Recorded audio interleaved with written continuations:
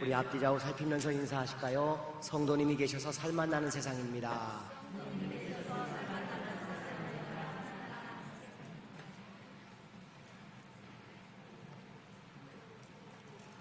초등학교 때 동신이라는 친구가 있었습니다.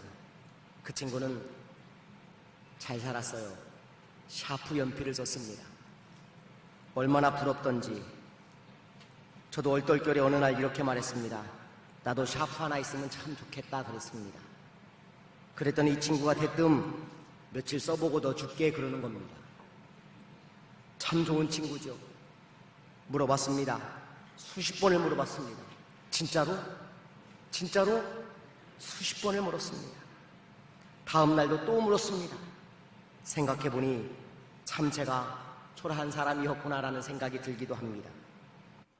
그리고 진짜로 이 친구가 샤프 연필을 저에게 주었습니다. 생애 첫 고급 샤프 연필이었습니다. 그렇게 이틀을 썼습니다.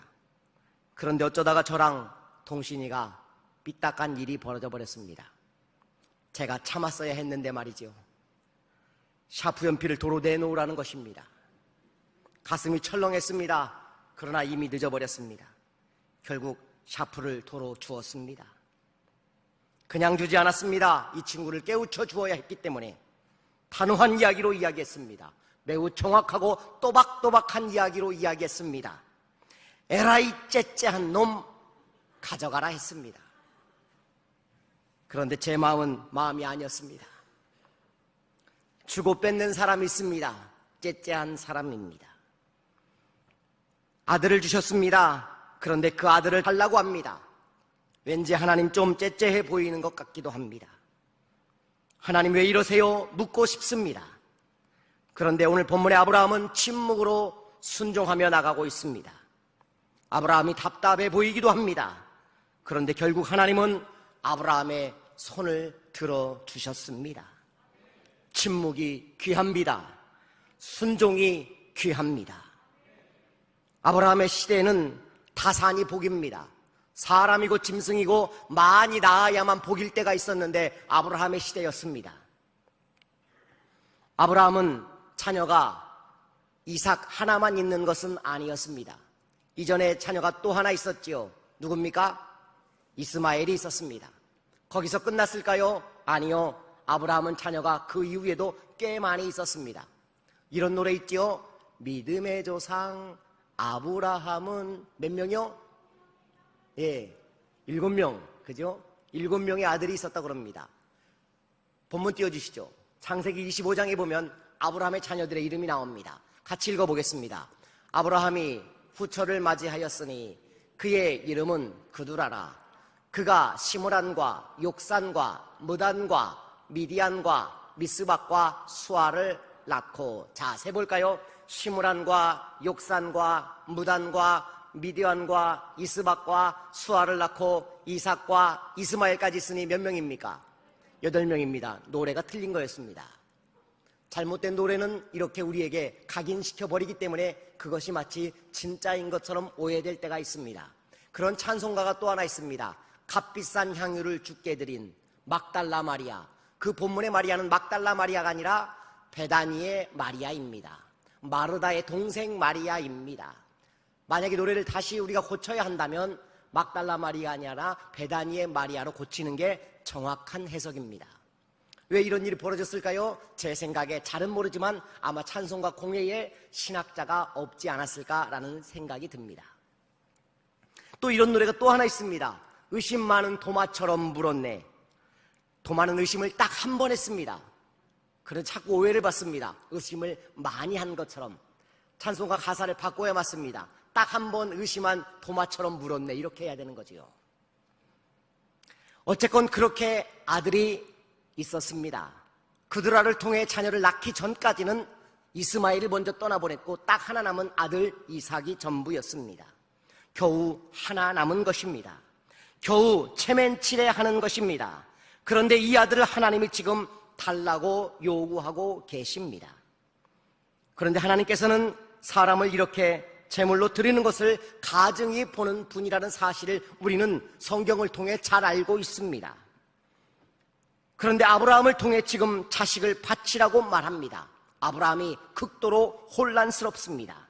가나안의 이방신을 섬기는 사람들 가운데 종교적 광기에 의해서 자녀를 드리는 경우를 아브라함은 종종 보았기 때문에 어쩌면 이것이 아니 하나님도 그들의 광기를 인정하고 계신가? 내 아들을 드려야만 진짜 하나님을 사랑하는 것으로 하나님도 지금 인정하고 계신가? 이렇게 생각이 들 정도였을 것입니다. 그리고 우리는 본문을 대할 때 이런 배경을 살짝 가집니다. 아브라함은 이미 알았을 거야. 하나님이 죽이지 말라고 살리실 것이라고 적당히 우리에게 적당히 나를 지금 시험하시려고 하는 걸 거야 라고 생각하시면 곤란합니다. 하나님은 한 번 말씀하신 것을 고치는 경우가 거의 없으시기 때문입니다. 민수기에 나오죠. 하나님은 인생이 아니시니 시건치 않으시고 라는 말씀이 분명하게 기록되어 있습니다. 두말하는 법이 없단 말입니다. 그래서 아브라함은 적당히 하지 않습니다. 오늘 본문에도 보면 나무를 쪼갰다고 말합니다. 그냥 대충 가지고 가지 않았다는 겁니다. 쪼개는 과정, 그가 진짜 제사하려고 그리고 들고 가는 것이 있습니다. 뭡니까? 칼을 들고 갑니다. 불을 들고 갔다고 분명히 기록되어 있습니다. 아브라함은 진짜 자식을 죽일 마음으로 지금 가고 있는 것입니다. 적당히 섬긴 것이 아니었습니다. 진짜 순종하려고 아브라함은 지금 가고 있다는 사실입니다. 자식을 바치라. 쉬운 일이 아니죠. 그러나 하나님이 요구하고 있다는 것입니다. 그런데 이 사건을 통해 놀랍게도 하나님은 아브라함을 시험한다고 성경에 기록되어 있습니다. 이게 왜 재미있냐면 야고보서의 말씀에 보면 하나님이 우리를 시험하지 않습니다. 야고보서 1장 13절에 보니까 사람이 시험을 받을 때에 내가 하나님께 시험을 받는다 하지 말지니 하나님은 악에게 시험을 받지도 아니하시고 친히 아무도 시험하지 아니하신다라고 분명하게 기록되어 있다는 것입니다. 하나님은 아무도 시험하지 않는다고 기록되었는데 오늘 본문에 보니까 아브라함을 지금 시험하고 있습니다. 뭐가 틀린 겁니까? 성경에 시험이란 단어는 두 가지로 해석됩니다. 하나는 테스트입니다. 그리고 또 하나는 템트라는 단어를 쓰고 있습니다. 테스트는 말 그대로 시험지 주고 시험 보는 겁니다. 템트라는 단어는 뭘까요? 이 단어가 나중에 템테이션 파생어가 나오지요. 템테이션, 유혹입니다.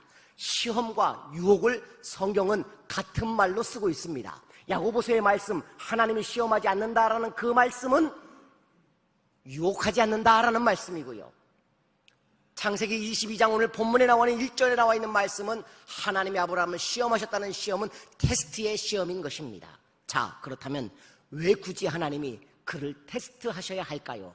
테스트는요, 사람을 업그레이드하기 위해서입니다. 아브라함을 하나님이 지금 업그레이드를 해주시기 위해서 하나님이 지금 시험하시고자 마음 먹은 것입니다. 시험 잘 치르면 어떻습니까? 결과는 항상 좋은 것을 얻게 되어 있습니다. 오늘 본문의 결과도 많은 복을 하나님께로부터 받게 되지요. 1절에 이렇게 나옵니다. 그 일 후에 하나님이 아브라함을 시험하시려고 그를 부르시니 아브라함아 하시니 그가 이르되 내가 여기 있나이다. 여기 보면 그 일 후에 어떤 일입니까? 창세기 21장의 이야기를 말하고 있는 것 같습니다. 그 일이 이삭이 태어났고 이스마엘을 떠나보냈고 그리고 브엘세바를 얻게 된 이야기를 지금 말하고 있는 것 같습니다. 그 사건들 후에 어떤 일이요? 바로 오늘 본문의 이야기, 이삭을 바치라고 하나님이 작정하셨다는 것입니다. 그런데 이 그 일 후에라는 말, 성경을 보면요, 요한복음에 보면 사건을 전개하는 과정 속에 그 후에 혹은 이튿날 이런 말이 계속 반복해서 등장합니다. 그런데 정확한 이튿날은 아닐 때가 많거든요. 이튿날 예수께서 어디 가서서 이튿날 이렇게 표현하는 경우들이 복음서에 자주 등장합니다. 그런데 오늘 본문에 그때에 혹은 그 일 후에 이런 표현이 자주 등장하는 습관적 본문이 아니면 앞에 있는 사건과 매우 밀접한 관계가 있다는 것입니다. 어떤 사건입니까? 이미 아들 하나를 떠나 보낸 사건입니다. 아들을 보냈는데 또 아들을 바치라고 하나님이 말씀하고 계신 것입니다. 여러분, 여기서 우리가 기억해야 합니다. 그 집사님 시험 들어서 지금 교회 못 나온디야. 여러분, 그건 시험이 아닐 때가 많아요. 왠지 아십니까? 하나님이 우리에게 주시는 시험은요, 그런 하찮은 것들이 아니에요. 큰 산과 같은 시험이에요. 템테이션, 유혹을 못 이겨서 교회를 못 나오는 경우가 많은 거지, 큰 시험 때문에 무너진 게 아니란 말입니다. 시험과 유혹을 여러분 구별할 줄 아는 은혜를 얻으시기를 바랍니다. 깊어가는 아브라함의 고민이 보입니다. 3절부터 5절까지 우리 같이 한번 읽어보겠습니다. 3절부터 5절입니다. 아브라함이 아침에 일찍이 일어나 나귀의 안장을 지우고 두 종과 그의 아들 이삭을 데리고 번제에 쓸 나무를 쪼개어 가지고 떠나 하나님이 자기에게 일러주신 곳으로 가더니 제3일에 아브라함이 눈을 들어 그곳을 멀리 바라본지라. 이에 아브라함이 종들에게 이르되 너희는 나귀와 함께 여기서 기다리라. 내가 아이와 함께 저기 가서 예배하고 우리가 너희에게로 돌아오리라 하고. 아멘. 3절에 나귀의 안장을 지웠다. 어떤 신학자는 나귀의 안장을 지운 아브라함의 그 마음 가운데에는 아들을 도망치게 하려는 의도가 배어 있었다라고 해석하는 신학자도 존재합니다. 그러나 본문은 자세히 들여다보면 아브라함은 준비하고 있는 것입니다. 하나님 앞에 순종하고 있는 모습을 분명히 볼 수 있습니다. 그냥 순종하지 않습니다. 말이 없습니다. 침묵하며 순종합니다. 그런데 여기에 누가 빠졌습니까? 가족이 한 사람 빠졌습니다. 반드시 있어야 할 한 사람입니다. 그의 어머니, 이삭의 어머니 사라가 빠져버렸습니다. 아들을 바치는데 그의 아내와 상의 한마디 하지 않습니다. 얼마나 많은 번민과 고민이 있었겠습니까? 아침에 일찍 일어났다고 말하지만 아브라함은 잠을 못 잤을 것 같습니다. 잠 못 들며 고민하는 수많은 시간들, 사라에게 말을 해야 할까? 많이 염려하고 고민했을 것입니다. 그런데 말하지 않습니다. 만약에 말했다면 어떻게 되었을까요? 아마 배짜로 사라가 들어누웠을 거예요. 나를 죽이고 가시오. 나를 받고 가시오. 아마 이렇게 했을 것 같습니다. 사라에게 말하지 않습니다. 아브라함 혼자서 모든 짐을 짊어지기로 마음을 먹어버린 것입니다. 그리고 3일 만에 모리아산 근처에 도착했습니다. 한 번도 아들과 떠나보지 않았던 여행, 3일간의 이별 여행을 함께 하고 온 것입니다. 왜 근처에서 제물로 바치라고 말하지 않고 하나님은 굳이 이 3일간의 여행을 허락하셨을까요? 아브라함을 진짜로 시험하고 계신 것입니다. 아브라함의 태도를 보고자 하는 것입니다. 가슴이 찢어지는 아브라함입니다. 여러분, 하나님의 뜻을 향해 나가기 위해서는 때로는 우리가 우리의 욕심과 우리의 생각을 내려놓는 용기가 절실합니다. 그냥 하나님의 말씀대로 우리가 나아가고자 한다면 내 시간, 내 공간, 모든 것을 하나님께만 드려야 할 때가 있다라는 사실입니다. 오늘 본문 속에 아브라함에게 또 하나 배워야 할 것은 지체하지 않았다는 것입니다.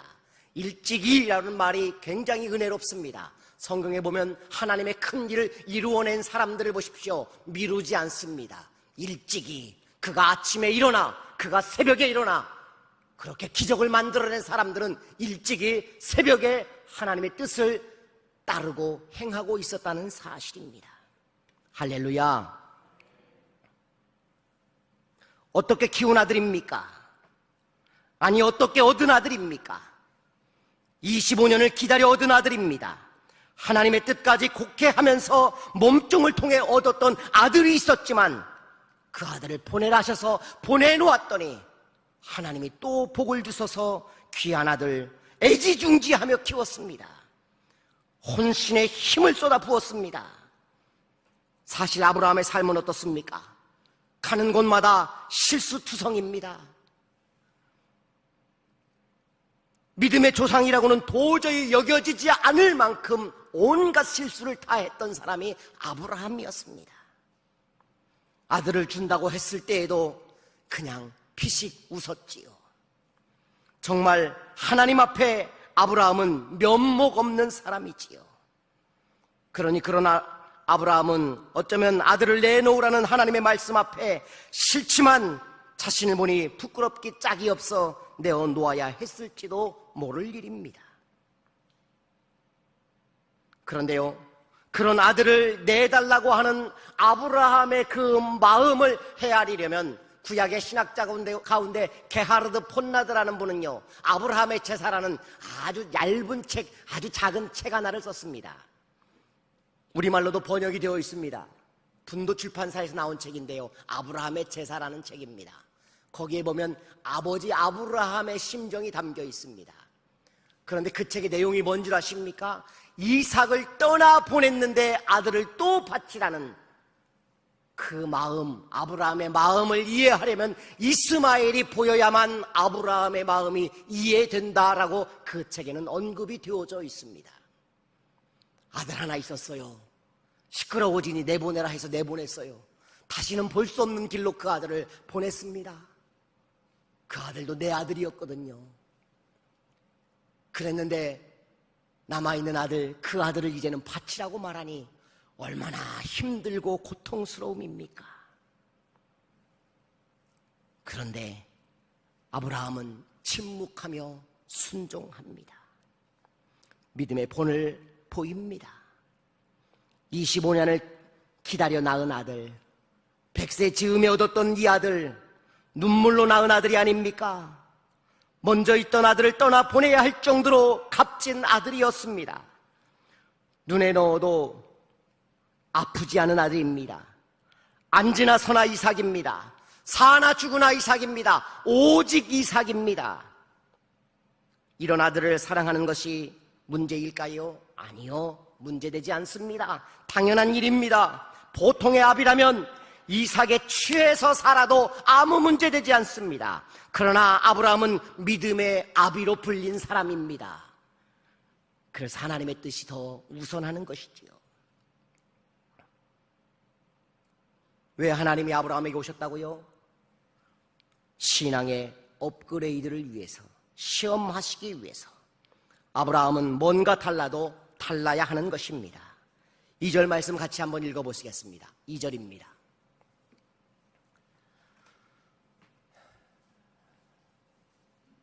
여호와께서 이르시되 내 아들 내 사랑하는 독자 이삭을 데리고 모리아 땅으로 가서 내가 네게 일러준 한 산 거기서 그를 번제로 드리라. 아멘. 하나님은 아브라함을 시험하시고 있습니다. 어떤 시험을 하십니까? 이 시험의 핵심적이고 매우 중요한 한 문장이 등장합니다. 요거 빼놓고 가면 안 됩니다. 어떤 내용이냐? 내 아들, 네가 사랑하는 아들 독자 이삭이라는 말입니다. 아브라함이 이삭을 사랑함이 어느 정도였는지 이해가 되시지요? 네가 사랑하는 아들 독자 이삭을 내게 바치라라는 것입니다. 하나님은 아브라함에게 이삭을 달라고 합니다. 여러분, 이것은요, 하나님이 아브라함을 향해 이렇게 묻는 것입니다. 너 진짜 이삭보다 나를 더 사랑할 수 있니? 하고 물어보는 겁니다. 네 아들 바쳐라. 이 말은 진짜 네가 가지고 있는 그 아들 나보다 더 사랑하고 있는 것은 아니니? 라고 지금 묻는 것이라는 겁니다. 히브리서 11장 17절에 보니까 아브라함은 시험을 받을 때에 믿음으로 이삭을 드렸으니 그는 약속 들은 그대로 그 외아들을 드렸다라고 기록이 되어져 있습니다. 믿음으로 이삭을 드렸다고 말합니다. 아브라함의 믿음은 어떤 믿음입니까? 아브라함의 믿음은 붙잡는 믿음이 아니라 놓는 믿음이었습니다. 여기서 우리가 우리의 믿음도 돌아보아야 합니다. 붙잡는 것이 믿음이 아니라 진짜 내 손에 쥐고 있는 어떤 것을 놓아야만 믿음이라는 것입니다. 그리고 내 손에 쥐어져야 할 어떤 것이 있어야 한다면 하나님이 내게 주신 사명만 남아 있어야 하는 것입니다. 가장 소중한 것, 놓아야 진짜 믿음입니다. 그리고 그 손에 하나님이 주신 은혜만 남아있는 저와 여러분 되기를 주의 이름으로 축원합니다. 이삭을 사랑하는 것이 문제가 아닙니다. 하나님을 향한 사랑을 쏟아야 할 것까지 이삭에게 쏟고 있었기 때문에 문제였던 것입니다. 흔들리지 말라는 것입니다. 하나님이 오늘 우리에게도 동일하게 이야기합니다. 이삭을 내놓아라 라고 하나님이 지금 말씀하고 계시는 것입니다. 하나님보다 더 사랑하고 있는 그 이삭 내놓아라, 하나님이 지금 우리가 들어야 한다는 것입니다. 그래야 진짜 믿음이 되는 것입니다. 이런 사람 있습니다. 예수 믿고 사는데 기도합니다. 하나님, 우리 좀 잘 풀리게 해주세요. 우리 다 같은 기도 아닙니까? 얼마나 부지런히 기도하고 얼마나 열심히 교회 봉사했는지 몰라요. 하나님, 제발 나 좀 풀리게 해주세요. 몸이 망가질지라도 몸부림을 하며 하나님 앞에 매달린 사람이었습니다. 그래서 결국 하나님이 복을 주셨습니다. 사업이 번창했습니다. 찬송을 부릅니다. 큰 돈도 하나님 앞에 감사하며 들었습니다. 자랑을 합니다. 드디어 나에게도 하나님이 이삭을 주셨다. 하나님이 나에게도 이삭을 주셨다. 그런데 하나님 말씀하십니다. 그 이삭 내놓아라 하시는 거예요. 얼마나 장사가 잘 되었는지, 얼마나 사업이 번창했는지 점점 하나님과 멀어지기 시작합니다. 바쁘다는 핑계로 교회에서 멀어지기 시작합니다. 그런 당신에게 하나님 여전히 지금 말씀하고 계신 것입니다. 네가 가진 이삭 내놓아라, 하나님 말씀하시는 겁니다. 하나님은요, 질투하시는 하나님이십니다. 하나님보다 다른 것을 더 좋아할 때 질투하십니다. 왜요? 천대까지 복을 주시려고 그러는 것입니다. 이게 성경에 나오는 말씀이에요. 나를 따르는 자에게 천대까지 복을 주시겠다 말씀하십니다. 내가 놓아버리면 하나님 복 주세요. 이삭에게 취해 있으면 안 되는 것입니다. 하나님께 취해 있는 우리의 삶이 되어야 하는 것입니다. 또 이렇게도 해석할 수 있겠죠. 여기 우리 장로님 계십니다. 장로님은 아들이 있다고 한번 생각해 보시죠. 저는 이제 딸이 있습니다. 그런데 너무 장로님하고 친해요. 너무 가까워요. 그러니까 어느 날 같이 바둑을 두다가 장로님 아들 우리 딸 주시오 그랬더니 장로님이 아이고 목사님이 달라면 당연히 드려야죠. 아브라함에게는 이런 마음도 있었을 것 같아요. 왜? 하나님이 너무 좋으니까, 견딜 수 없을 만큼 좋으니까. 그런데 오늘 본문을 보면 네 사랑하는 아들 독자 이삭을 바치라고 말하고 있습니다. 이 의미는 뭐예요? 네가 지금 취해 있는 그 아들 이제 내놓아라 라는 거예요. 그런데 오늘 본문에 아브라함을 믿음의 조상이 되도록 돕는 결정적인 헌신은요, 아들 이삭의 헌신입니다. 아들 이삭이 헌신합니다. 얼마나 멋집니까? 5절 같이 읽어보시겠습니다. 5절 띄워주시겠습니다. 이에 아브라함이 종들에게 이르되 너희는 나귀와 함께 여기 기다리라. 내가 아이와 함께 저기 가서 예배하고 우리가 너희에게로 돌아오리라 하고. 아멘. 여기 보면 우리가 너희에게로 돌아오겠다라고 말합니다. 혼자 오는 게 아니라 누구랑? 아들이랑 다시 오겠다라는 겁니다. 이 본문을 히브리서 11장 다 하면 시간이 길어져서 못하니까 히브리서 11장에 가보면 아브라함의 믿음이 등장하는데 그 아브라함의 믿음에 어떤 믿음이 있느냐? 부활의 신앙이 함께 있습니다. 신학자들이 다 그렇게 해석합니다. 부활의 신앙, 하나님이 이삭을 부활시켜 주실 것이라는 믿음을 가지고 있었다라는 겁니다. 히브리서 11장을 읽어보면 유대인들은 그렇게 믿었던 것 같습니다. 어쨌든 그리고 이 본문 가운데 5절에 중요한 단어가 또 하나 있어요. 아이라는 단어입니다. 우리는 이 아이를 마치 머릿속에 늘 연상합니다. 초등학생쯤 되는 아이로 연상합니다. 그리고 그 아이를 묶어가지고 아이가 힘을 못 쓰게 만들어서 제물로 드리는 것으로 착각할 때가 있습니다. 그런데 이 아이라는 단어는 테크논이라는 단어를 쓰고 있습니다. 이 테크논이 아이가 아닙니다. 어디에 나오냐면 시편 119편 9절에 나와요. 청년이 무엇으로 그 행실을 깨끗하게 하리요? 주의 말씀만 지킬 따른 민이이다. 여기 나오는 청년이 바로 테크논 아이입니다. 더 놀라운 것은 유대 전승에 의하면 지금 이 본문에 나와 있는 이삭의 나이는 30대 후반으로까지 보고 있습니다. 그러나 대부분의 신학자들은 이런 견해를 가집니다. 주석을 보았더니 전쟁에 나갈 정도의 아이가 성장한 상태라고 말합니다. 다시 말하면 도망쳐도 되는 나이입니다. 아버지 뿌리치고 이런 노망난 노인 하면서 재단을 버리고 충분히 도망칠 수 있는 그런 나이였다는 것입니다.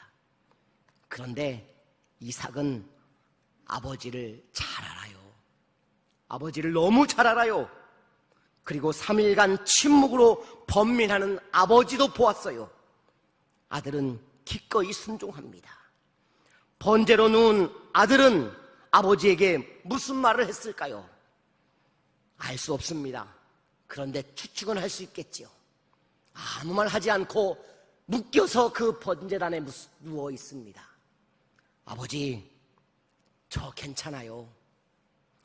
아버지, 저도 하나님을 알아요. 아버지가 아는 하나님 저도 알아요. 아버지, 염려하지 마세요. 아버지, 고맙습니다 했을 것 같아요. 이 이삭의 헌신이 있었습니다. 그래서 아브라함이 되고 있는 것 아니겠습니까?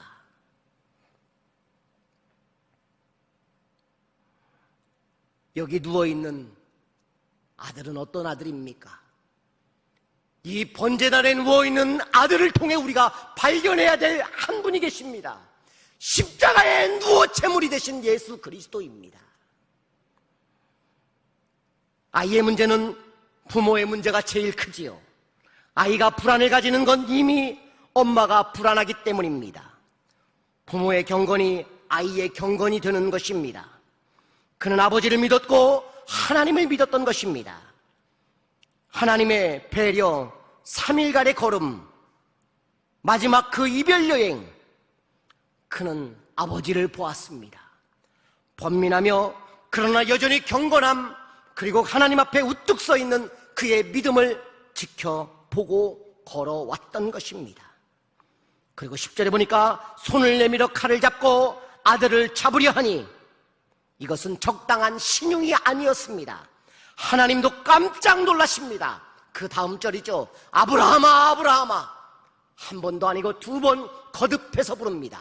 그리고 그 다음에 나와 있는 본문들을 보면 천사가 나타나서 아브라함에게 복을 주는 내용이 나옵니다. 이 본문에서는요, 하나님이 천사를 통해 아브라함을 부른 것이 아니라 하나님 자신이 직접 아브라함아, 아브라함아, 멈추어라!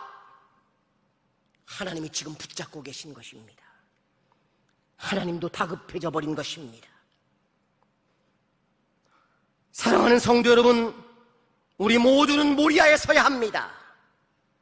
하나님은 그 모리아에서 이삭을 살려주셨습니다. 그런데 정작 하나님 자신은 자기 아들을 죽임으로 우리를 살려주신 것을 여러분 기억하시기 바랍니다. 이것이 십자가의 은혜인 것입니다. 그렇다면 우리도 기꺼이 내 아들을 내어놓아야 하지요. 내가 가진 어떤 이삭을 하나님 앞에 내어놓음으로 진짜 내 믿음이 하나님 오라는 믿음이 되어야 하지 않겠습니까? 드라마 한 편을 보려고 합니다. 반드시 보아야 할 드라마 짤이라고 되어 있어서 제가 한번 유튜브에 찾아보았더니 슈룹이라는 드라마가 있었더라고요. 그 드라마에 나오는 아주 짧은 내용을 한번 같이 보시겠습니다.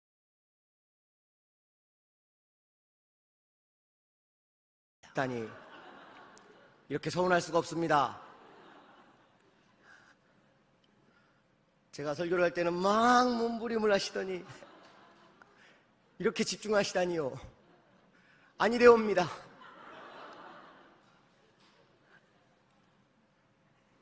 드라마의 내용이 참 감동입니다.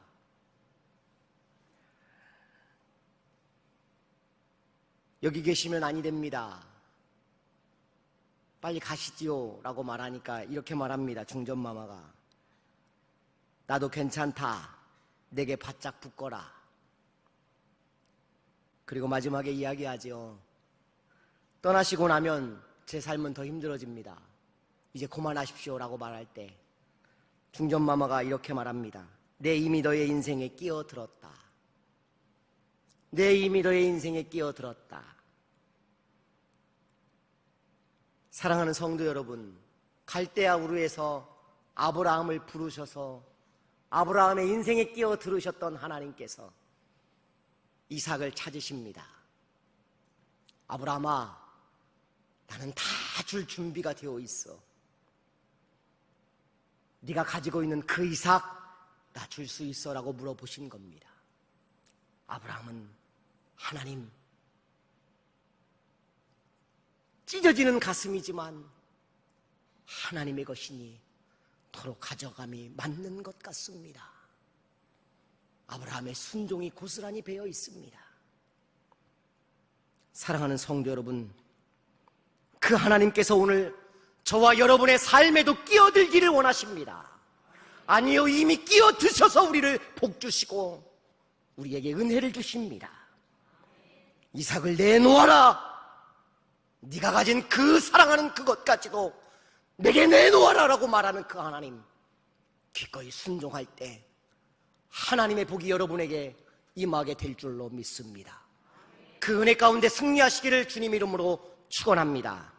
기도합니다. 주님 고맙습니다.